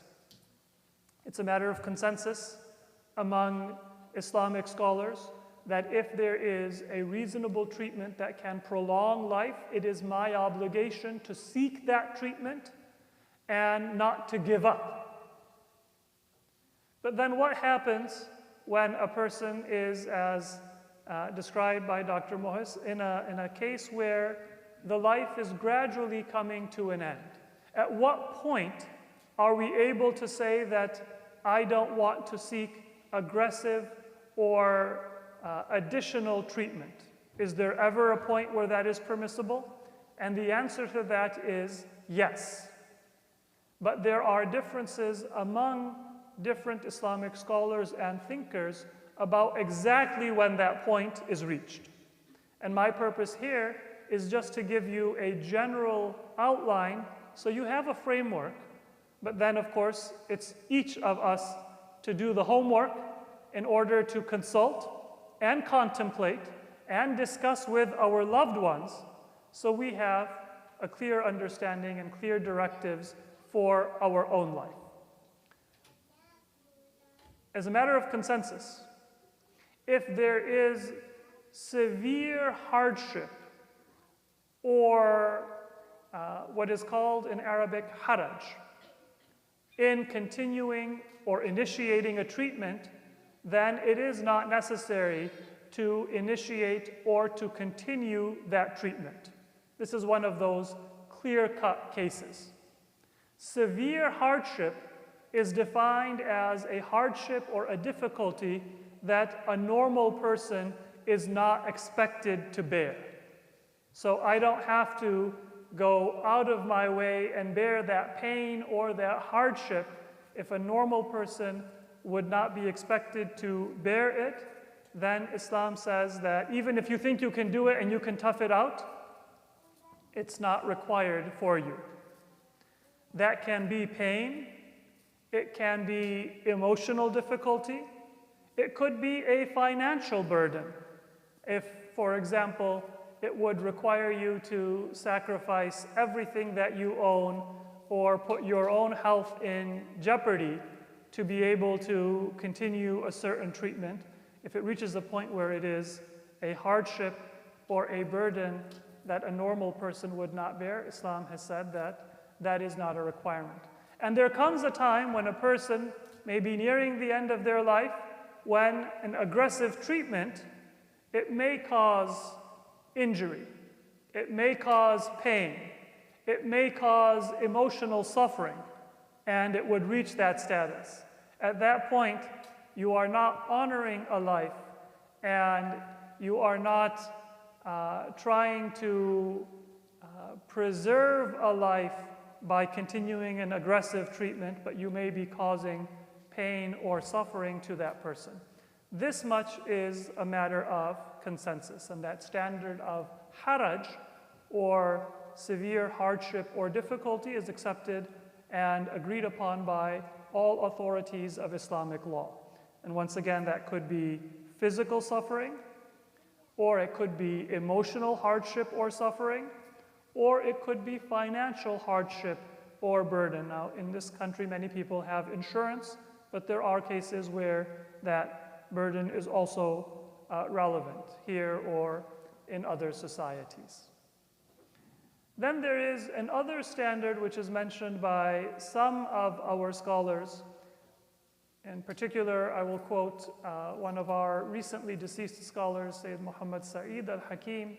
He said that there comes a time when the body has lost the ability to preserve life. The body itself, through sickness, through old age, through trauma, whatever the factors might be, now the body is no longer able to sustain and preserve life.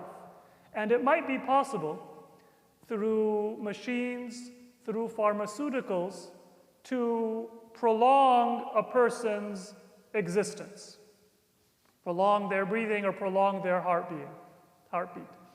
But according to this opinion, it is not required to do that. And that determination of whether this body is able to sustain life, is going to be able to hope for improvement or a cure or not, that is something that will be made by medical professionals in consultation with the family. So that is a standard that is mentioned by some of our scholars. Even if it is possible to medically prolong life in a physical sense, it is not required to embark on that treatment if the body now has reached the end of its natural life. Another standard mentioned by a number of our scholars is if a person is in a terminal illness and, for example, they may be in a vegetative state, they may be brain dead, and they are no longer in any viable state of recovery. At that point, it is allowed in Islam to withhold or to end treatment. So just to recap, there is a matter of consensus that when engaging in treatment, continuing treatment, initiating a treatment or a procedure is going to result in severe hardship. As a matter of consensus, that is not a requirement in Islam. And then there are other standards that are mentioned by different scholars. Some take a more conservative approach, and some take a less conservative approach within that broad framework that I have given. Now, what does that leave you? Well, as I said, sometimes having too many choices is not actually a good thing. Especially in many of our families, we have large families, and everybody may have their own perspective. Somebody has been there with the person who is on the deathbed day in and day out, and they may have seen the suffering.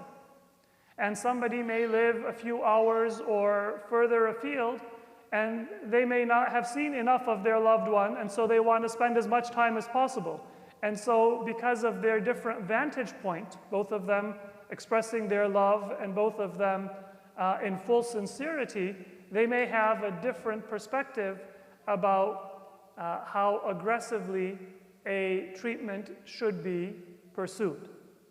In areas where there is a consensus, as a Muslim, we can resolve that by saying if there is a right way, then we will follow what Islam teaches. So for example, with burial, if somebody says that, I want to choose one type of funeral and another person says I want to choose another type of funeral, well, Islam has given us certain clear guidelines. That becomes easy.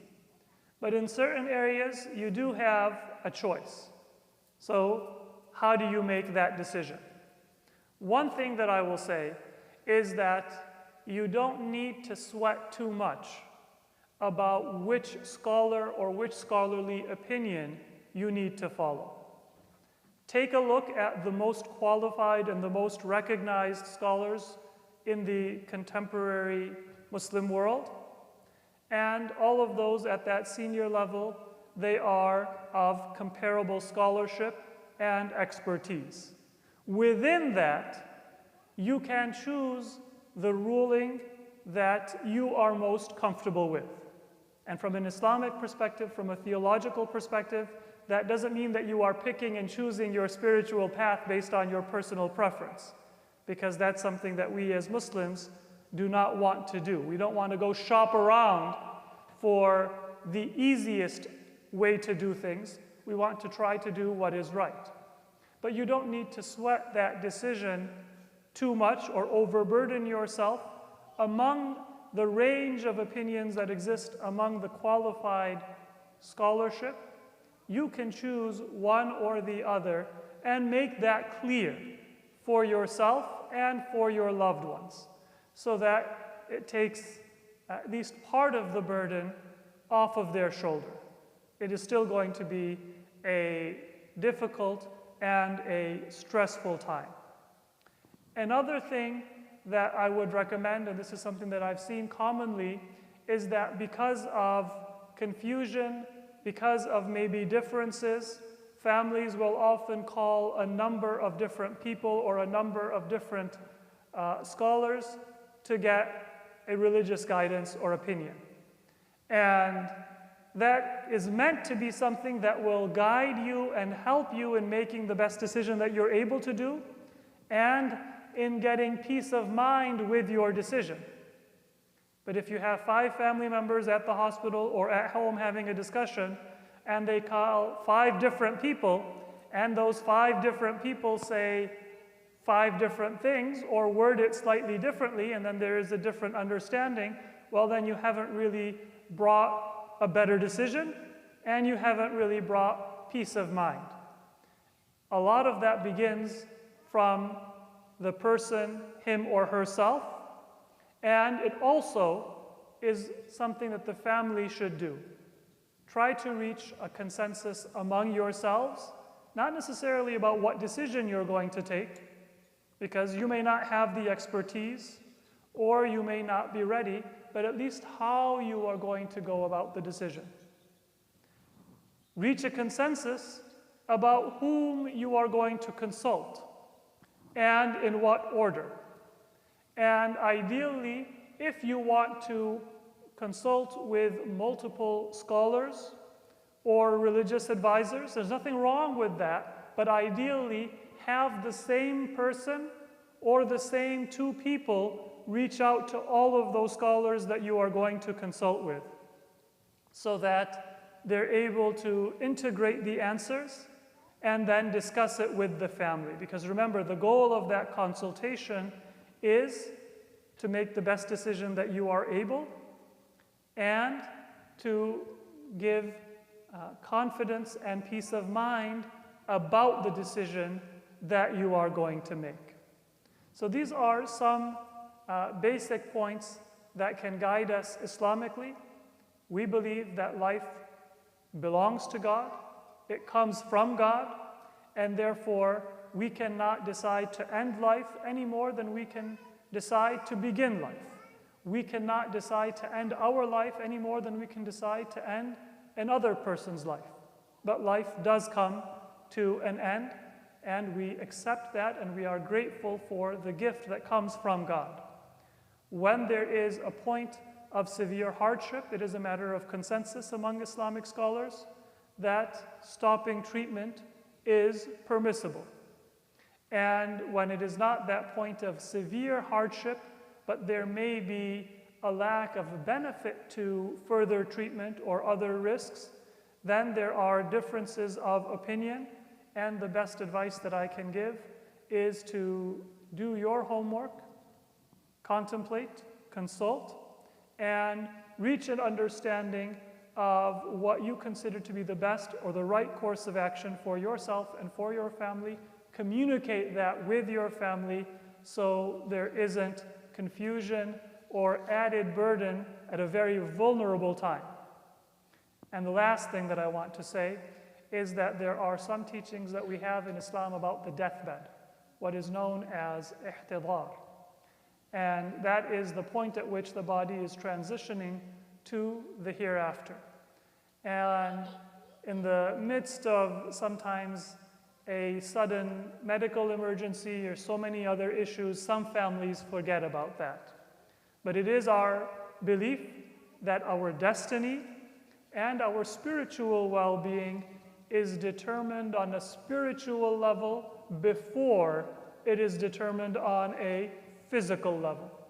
So there comes a time when our primary attention is not to try to talk to every physician or to argue with the doctors or to try to go through every possible permutation of decisions to squeeze out another moment of life, but our primary attention is to turn to God, to pray for strength, to pray for peace and ease for our loved ones, and to pray for the best outcome for whoever is on the deathbed and for their family and their loved ones.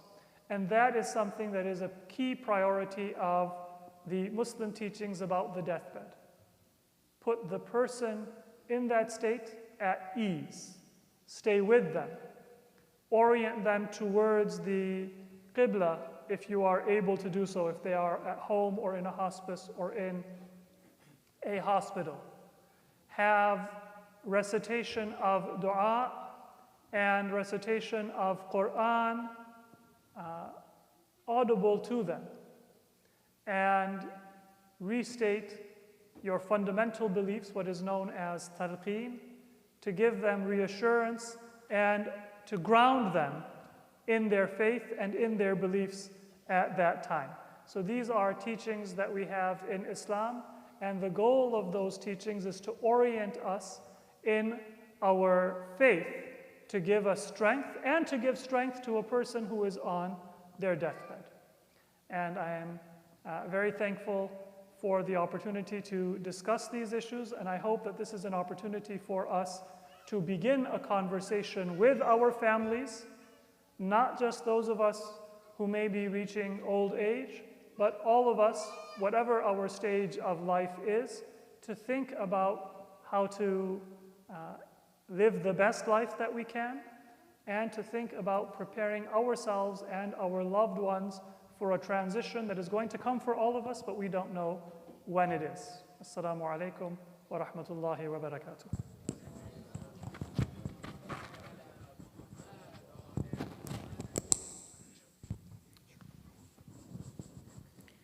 Thank you very much, Sayyid Suleiman, for such a detailed, informative, and really nuanced discussion. I've learned so much myself, and I'm sure that's true for many of us. As we proceed with our program, there's an opportunity for us to ask some questions, seek clarification. There are some questions that have been sent in. I want to point out that in the table there, right in the middle of the room, there's pen and paper if people would like to write anything down and pass it forward.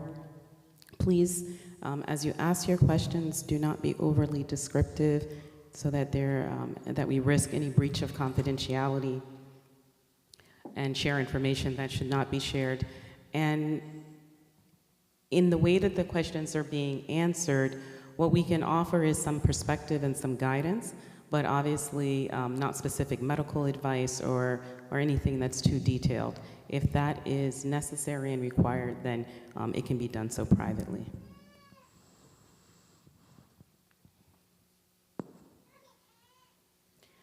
So while you guys think of some questions and while I reach for the next set of questions, there is just a few thoughts that I wanted to share.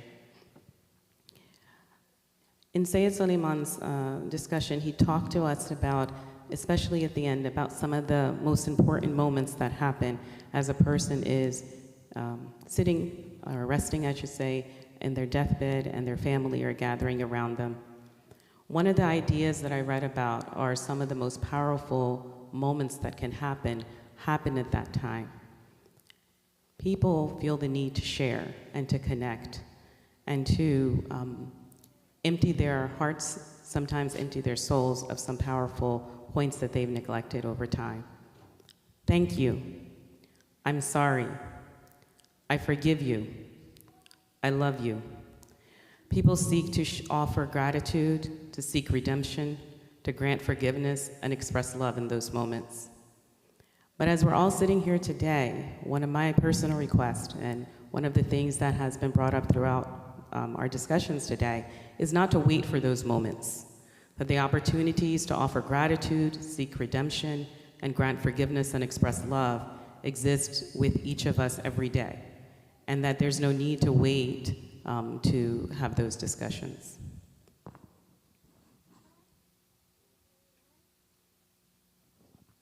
So I'll start with one of the first questions that I have here.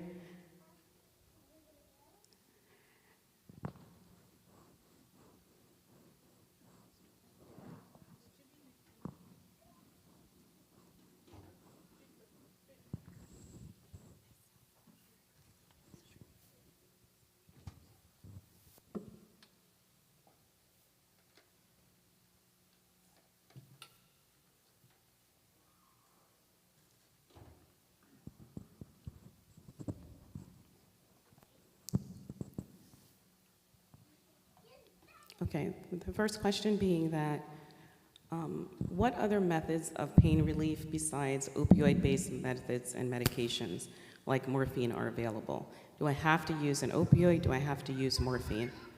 Is that a requirement at end of life?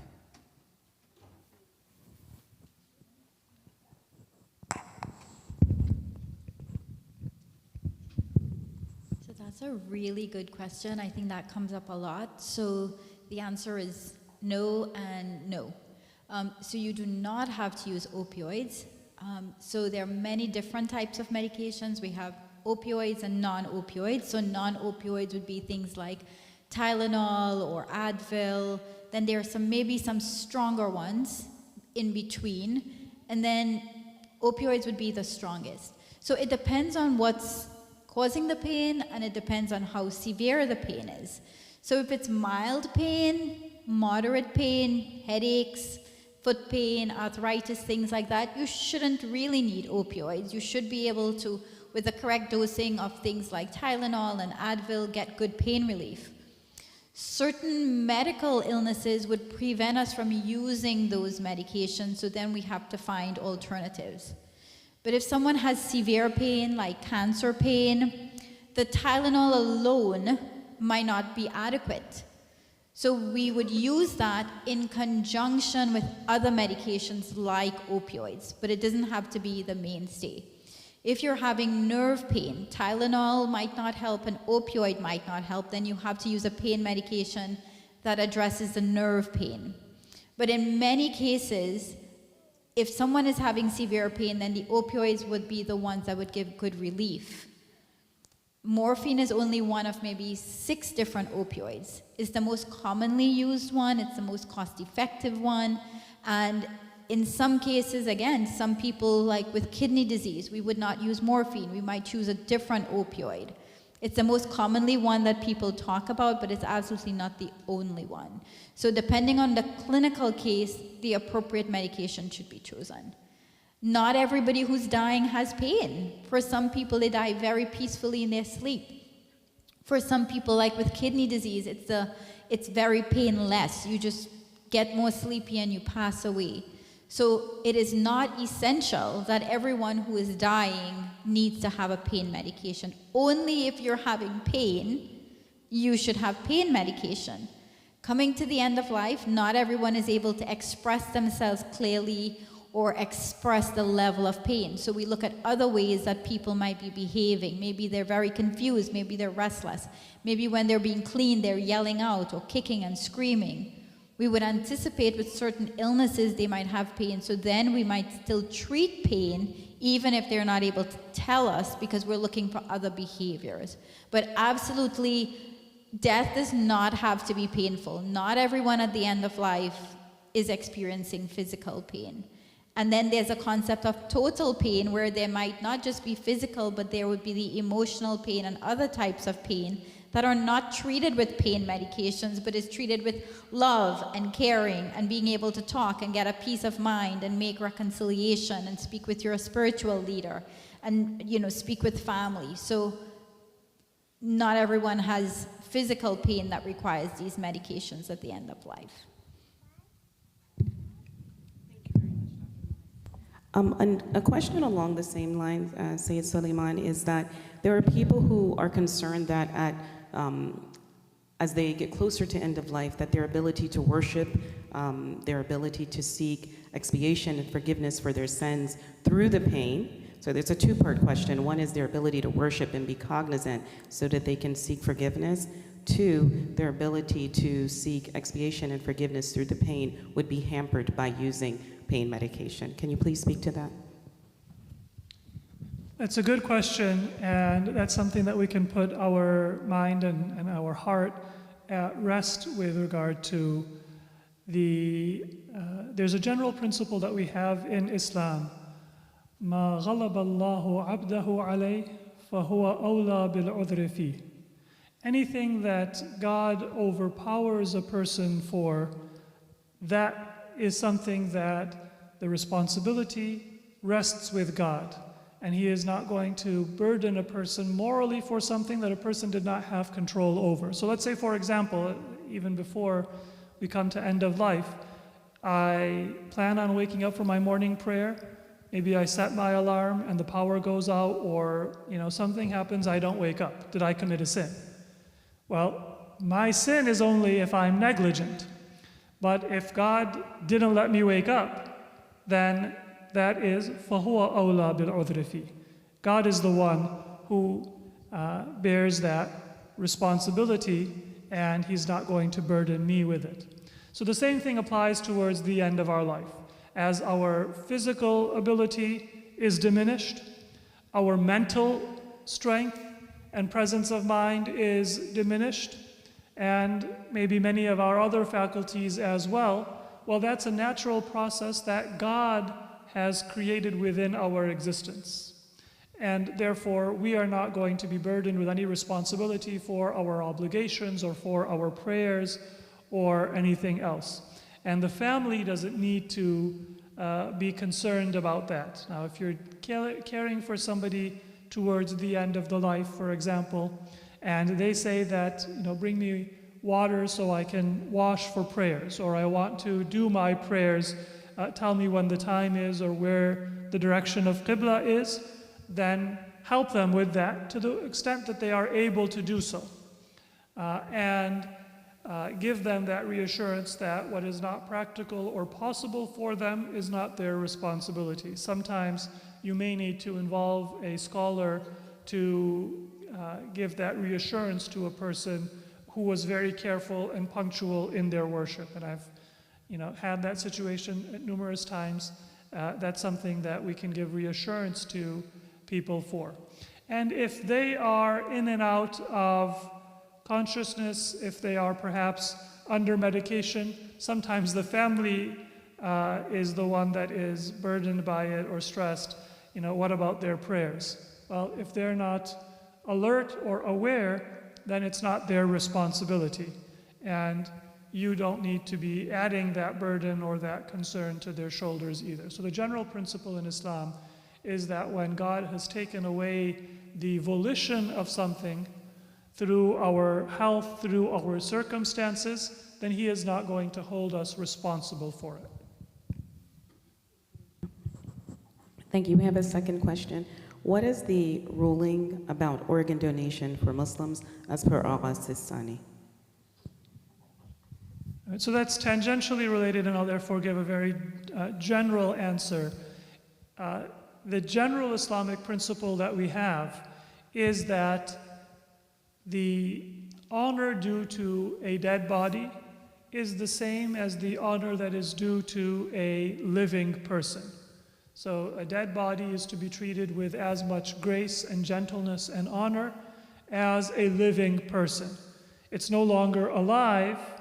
There is no soul in the body to feel pain, but it is an obligation that we owe to our loved ones. That's why we have very specific obligations and guidance with how to wash and prepare the body for burial and then bury the body. So as a default, it is not permissible for a Muslim to will their body to science or to engage in organ donation.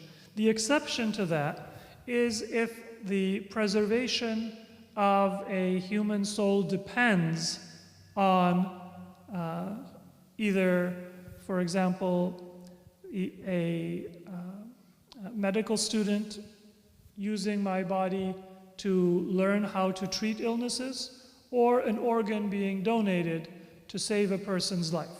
So it's not something that as a Muslim we consider to be permissible by default, but although it is not permissible, there is a higher priority to preserving a life.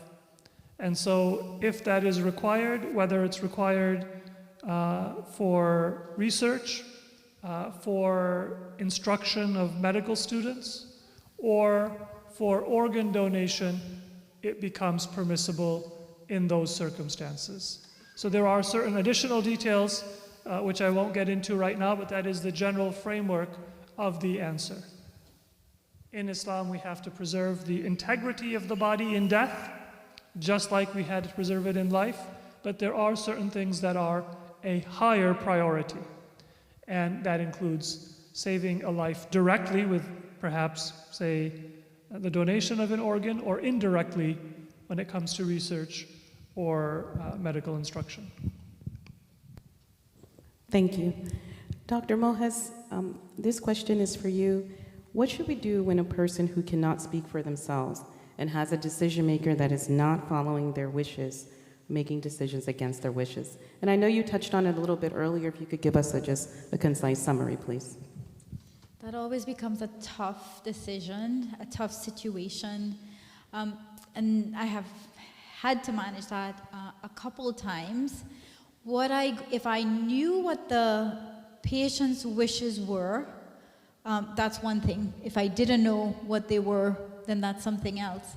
But if I knew what the person's wishes were, maybe they told me on a previous encounter, or it's documented somewhere, or maybe somebody else shared it with us, and the person responsible for making their decisions are going against it, I want to understand why. What the person who's making the decision against it, what is driving that? If we assume unconditional positive regard and hoping this person is coming from a good place, is it guilt? Is it sadness? Is it worry? You know, you talked about sometimes people might not have seen their loved ones in a long time and they want to see them one more time, like my patient from last night, and maybe even though they know this is not what the person would have wanted, you know, it's their own longing or desires. So I would have a conversation and try to understand that. And then if I knew what the patient's wishes were, and I could say that, try to just really navigate what's the difference. You know, why is there a difference in opinion? And sometimes we need other people to kind of weigh in. And sometimes it's nefarious, but not all the time. In my experience, most of the time, a decision's being made because they can't let go, or you know, maybe there's emotional pain, or sometimes there's financial things. I had a patient just recently where the son said, we can't let mom die now because we have land that she hadn't like closed off yet, and we're going to lose that if we don't get her to sign it. But she was in no condition to sign it, right? She didn't have her mental faculties. So there are lots of reasons. So I never want to pass judgment. I just want to explore, just out of curiosity and humility, to understand where there is. Usually it's an emotional barrier that they're dealing with that we could help navigate. And if we can, then we take it to higher authorities, whether it's spiritual leaders or an ethics committee, or in very, very few circumstances, it was a legal situation. Thank you very much. Are there any questions from the audience please?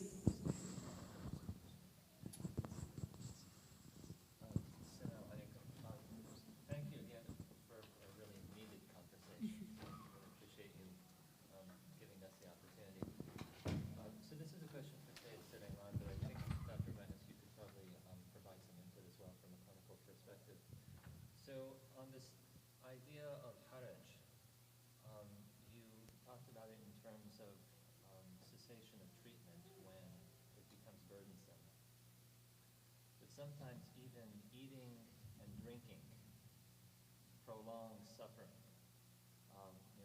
Hydration becomes a form of prolonging suffering. So, there is this concept of voluntary stopping of eating and drinking. And I wonder if you could talk a little bit more about the different opinions about whether level, and maybe you could fill in more, Dr. Mess, about the clinical situations in which patients might choose to do that. Would you like to begin? You can go first. So I'll just explain basically the general concept of haraj, because it's a general principle and it can have instances in the example that you mentioned where even eating or drinking can be burdensome for an individual. The principle of haraj in Islamic law is a combination of an individual and a societal standard. So it's a little involved. I'll try to walk us through understanding it so we can apply it correctly in our own religious life. The societal part is that the standard is hardship that a normal person would not be able to bear. So there are some of us that are, fighters, as we say. And so, for example, I'll fast, and I'll have a severe headache, and I can't see quite right, and it's really burdensome maybe for my physical body, but I'll say, no, I want to fast, because God wants me to fast. And then there are other people who are very sensitive, and I get a little parched lip or a slight headache that a normal person would be able to soldier through, and I say, you know what, this is a burden. I can only sleep on 500 thread count sheets. I can't just sleep on, any old sheets. So the societal part is that Islam says that you have a reasonable standard, a normal person. If you are a fighter, then don't be so hard on yourself and try to apply the standard of a normal person. Don't fast if a normal person would find it burdensome, even if you think you can fight through it. And if you are very sensitive, then try to bring yourself to a more reasonable standard, so that the level of hardship that a normal person would not be able to bear, that becomes a standard. So it is a moderating influence on our own idiosyncrasies as an individual, but it does recognize that there are individual differences. So in the end, some of us, we have a greater sensitivity or a lesser sensitivity to certain things. So there's an aspect of it that is a communal standard, a general standard. What is the level of hardship that a normal person would not be able to withstand? But then there's an individual component, which is that there is no one else, no religious scholar or other person who is going to tell me when that standard is met for me. So what is the level of pain or the level of hardship that a normal person should bear? Well, I have the agency and the responsibility to determine if that has been met in my case. So I can't go to my doctor and say, you tell me, am I going to fast or not? They can tell me what are the medical issues that might come up or risks, but then the moral responsibility and the agency that belongs with me. Of course, I should take their medical advice seriously, because that brings a responsibility. But the point is that the agency is my own. So if we understand the concept of haraj, that level of hardship that a reasonable person, a normal person, would not be expected to bear for physical suffering, for emotional suffering, or for financial suffering or hardship, that is something that removes an obligation from me, even if it's normally an obligation within my life. And it is entirely possible that eating or drinking may reach that standard. And in that case, I would not be required to eat or to have a feeding tube or to take in sustenance that will cause that hardship or that level of suffering. So I hope that answers your question. If not, then let me know and follow. So I have seen people voluntarily stop eating and drinking. One, because it's causing hardship and discomfort. And I have also seen it in a couple times where some older patients, especially I've seen this in 3 cases where older adults, they're just tired. Their body is just so physically tired after a while that I haven't had any of them tell me that they're wanting to hasten their death, but whenever that time comes, they feel just ready. So they don't want to prolong things. And again, a lot of times they're not very mobile and they're not active. So when you're not doing a lot of things, your caloric requirements decrease. As you get older, your thirst center decreases, so you're not as thirsty. So I often try to figure out why. Is this something that you want to hasten your death? Then we're not going to encourage that, right? I'll encourage you to eat and drink. I can't force you. You're not living with me and we wouldn't have family. Try to encourage even small sips of water, offer frequently.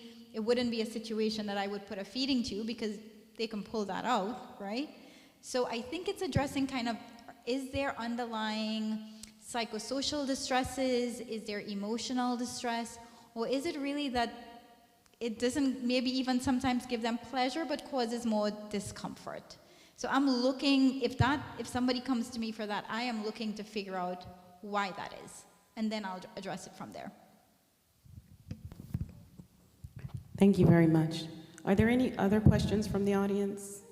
Yes.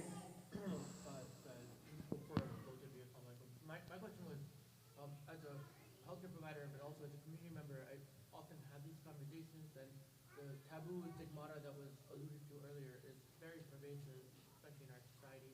Any tips or tricks or any way that I can, because a lot of adults, elderly or not, feel like death is being brought upon them if that conversation is being happening, or there's other misconceptions. So any suggestions on how to have this conversation with our families or with patients or whatnot without removing these barriers?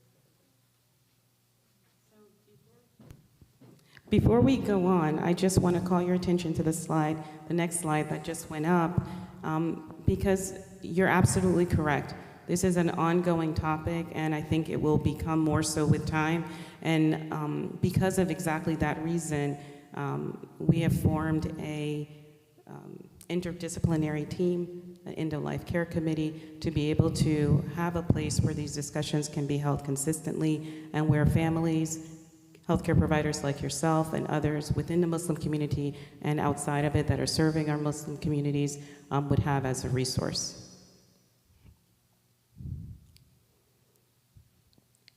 Are there any other questions? Or would you guys like to respond, I would please? just say, I think I try to normalize it and make it as not threatening as possible. If there are concerns or barriers, again, I'm always going to curiosity. I don't want to generalize or assume that because people are from a certain religion or culture that they think the same way. They may have very different questions and concerns. So if I'm bringing it up, one, I try to normalize it. This is something we ask all of our patients. This is something all of us need to prepare for. I think we heard that from both presenters today. And if somebody has a maybe concern about it or they think it's taboo, it's going to be called upon, I would say, tell me more. I really want to understand where you're coming from before I would make an assumption. And then we could kind of get them the right resources or the right answers or address their concerns. Because unless we address their concerns or their fears or their worries, again, people are coming to this from previous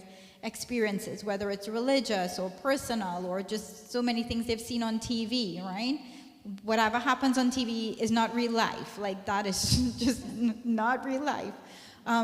So I just try to understand where they're coming from and then try to address that specific concern, because there's so much misinformation, but there might be misinterpretation. Or again, they're coming from it just from their experiences or what they might have heard. So I just take it on a case-by-case basis. It is always a case-by-case basis. Every family is different, even from within one religion and culture. A couple things that can be helpful are, if somebody is avoiding the conversation, then it can be helpful sometimes to share. What would I want to do? what is the framework that I'm using to make the decision? Not necessarily where I want to be buried, how I want a specific treatment to be done, but how I'm thinking about it. And sometimes you can get information in response that you might not be able to get in a direct question. It's perhaps less fraught a conversation. And related to that is you can also discuss if there were cases within the community or within the family, discuss your involvement, discuss your preferences, and sometimes it takes, say, a scare or maybe a death in the family for other members of the family to take it more seriously. So you can utilize those opportunities in confidence and respectfully, of course, both respectful of the living and respectful of the deceased, but that can be an opportunity to begin a conversation. The last thing that I would say is that sometimes it does help, especially from a Shia Muslim perspective, just to talk about taqleed and to say that, if there's ever a question, which scholar do you follow? What is your request to us if we have to make decisions for you? So sometimes that can also be a way, it can be a peg to begin a conversation and allow a person to get some understanding of what the other person is thinking, what their priorities are, and also help them give some thought to an issue. Actually, the last thing I'll say, that was the second last, is that you can also start from some of the low-hanging fruit. So, for example, here in this community, at least once a year, we do have an event with regard to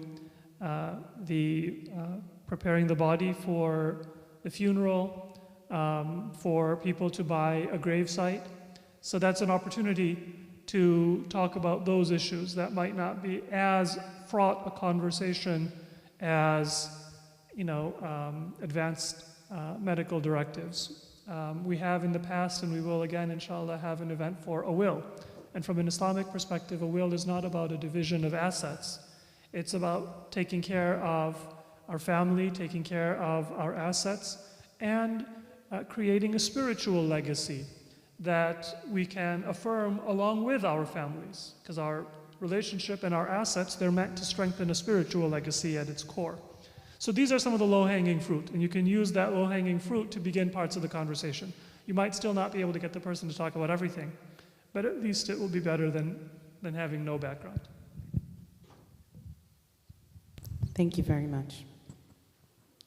As we proceed to close our program, we are a bit behind schedule, but we started a little bit late, so I think it's okay.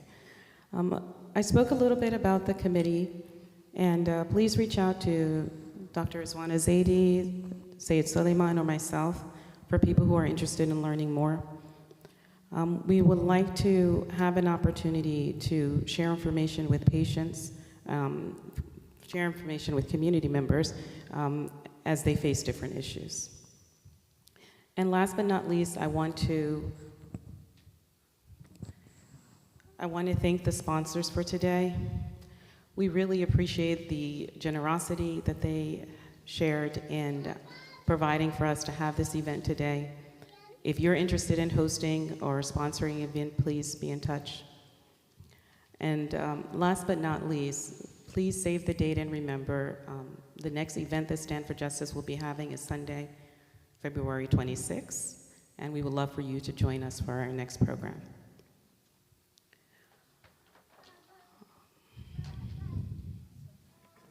أعوذ بالله من الشيطان الرجيم.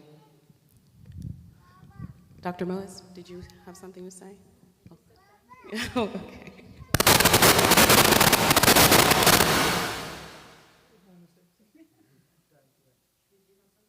No. Turn off the mic and it objected to that. أعوذ بالله من الشيطان الرجيم. بسم الله الرحمن الرحيم. قل إن صلاتي ونسكي ومحياي ومماتي لله رب العالمين. Say indeed, my prayer, my rites of sacrifice, my living and my dying are for Allah, Lord of the world. Salawat.